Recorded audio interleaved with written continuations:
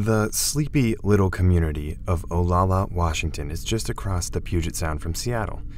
It is well known for growing some of Washington State's finest berries, but aside from that, isn't known for much else. Much else except as once being a place where people came to starve their way to health, and sometimes to death. All with the help of a self-proclaimed doctor named Linda Burfield Hazzard, whose starvation cure may have been most effective in producing a ghost or two. I'm Cameron West, and this is Here and Haunted.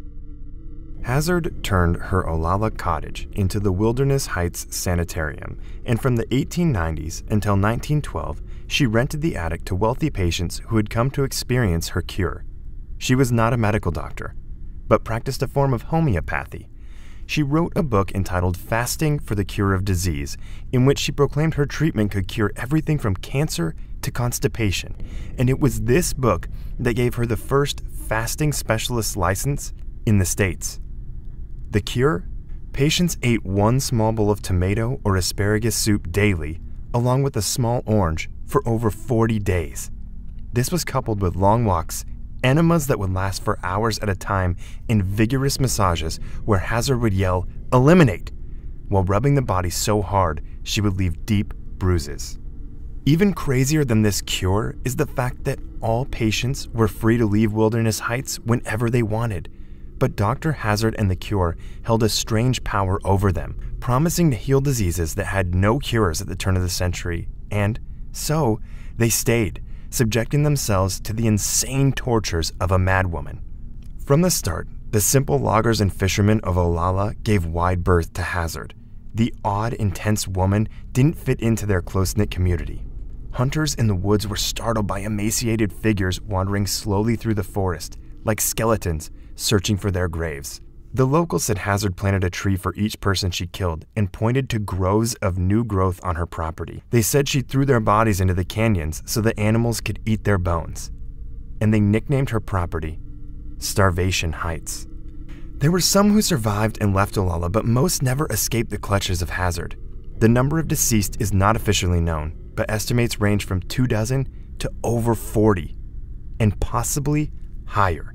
You see, Hazzard acted as the attending physician for her patients, personally performing autopsies on those who died by laying their bodies on an ironing board she placed over the bathtub in the cottage, and had a special arrangement with a discreet funeral home in Seattle for burials. And conveniently, most of the patients who died left all of their property to Hazzard. In 1911, British heiresses Claire and Dora Williamson came to Wilderness Heights to follow the cure.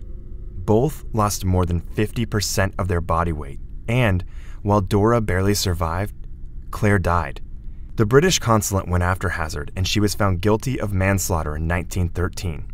Dr. Hazzard served 2 years at Walla Walla, doing hard labor and fasting to prove the worth of her cure.